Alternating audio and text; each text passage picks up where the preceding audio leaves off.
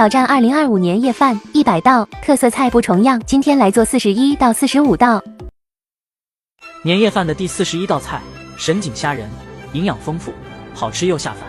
首先，黄瓜去皮去瓤，像我这样切成小块。锅中水开，倒入黄瓜、胡萝卜、木耳，焯水1分钟捞出。油热，倒入3个鸡蛋液，划散炒熟备用。另起锅下葱蒜炒香，放入虾仁，翻炒至变色，再放入所有配菜，调味加盐、鸡精、胡椒粉，大火翻炒均匀，少许水淀粉勾芡，随便翻炒几下即可出锅。明天分享年夜饭第42道菜，记得点赞收藏。第47道。还有1个多星期就过年了，年夜饭餐桌上做上这道4喜福袋，家人客人都夸你是大厨，建议收藏。首先案板上刷上1层油，放入1张饺子皮，刷上1层油，再放入张饺子皮，也刷上1层油，以此类推。接着再用我的左手轻轻按压，直到按压成1张薄薄的饺子皮。水开上锅蒸8分钟，然后再把10块1斤的虾仁切成丁，把胡萝卜也切成丁。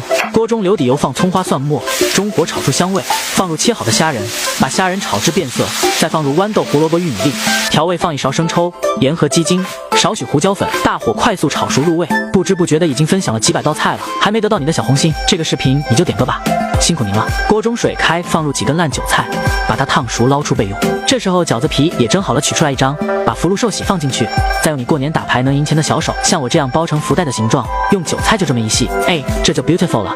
明天分享年夜饭第10道菜，记得关注哦。第48道。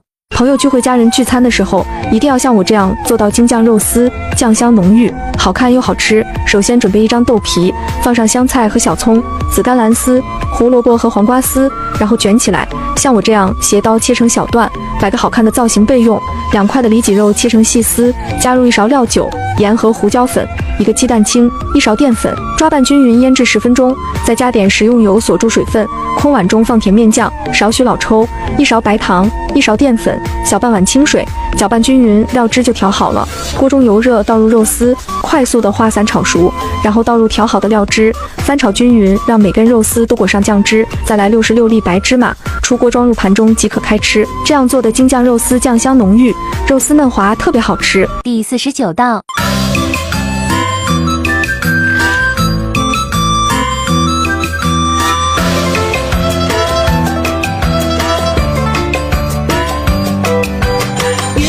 手中看呀花儿笑，月儿在那眼前睡得早，吃风吃不到，我的摇摇摇，在这桃花源里蹦蹦跳跳。少年你莫要不信太早，呀他一双双飞来了，桃之夭夭，他与了芭蕉，过他与那风吹叶萧萧，打上了春风也会掉，少年的情儿永不老，鸡犬相闻，风发吹角，摇摇把这脚水中摇。第50道。年夜饭45道菜，招财进宝，寓意一家人团团圆圆，一夜暴富。15、2斤的鲍鱼，多加盐抓拌1分钟，接着倒入70度左右的温水。大家看这层黑膜和粘液可以轻松的去除。接着改上花刀，水中加葱姜、料酒去腥，倒入鲍鱼，大火煮开，迅速捞出，摆入盘中。蒜末、葱花、小米辣，用热油呛香，倒入白灼汁，搅匀放入盘中。这样做的鲍鱼口弹爽滑，过年的时候做这样一盘，肯定是餐桌上最先抢光的一道菜。